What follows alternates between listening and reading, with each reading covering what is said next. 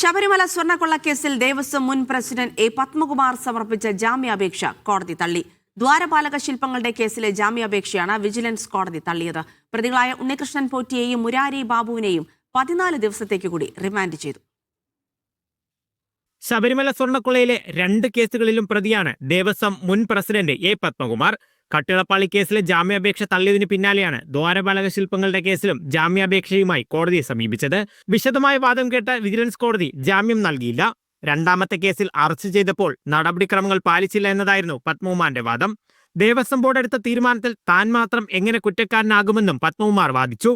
നടപടിക്രമങ്ങൾ പാലിച്ചിട്ടുണ്ടെന്നും ഈ ഘട്ടത്തിൽ ജാമ്യം നൽകരുത് എന്ന പ്രോസിക്യൂഷൻ വാദവും കോടതി അംഗീകരിച്ചു. പ്രത്യേക അന്വേഷണ സംഘം ഹൈക്കോടതിയിൽ സമർപ്പിച്ച റിപ്പോർട്ടിൽ ഗുരുതര കണ്ടെത്തലുകളാണ് പത്മകുമാറിനെതിരെയുള്ളത്.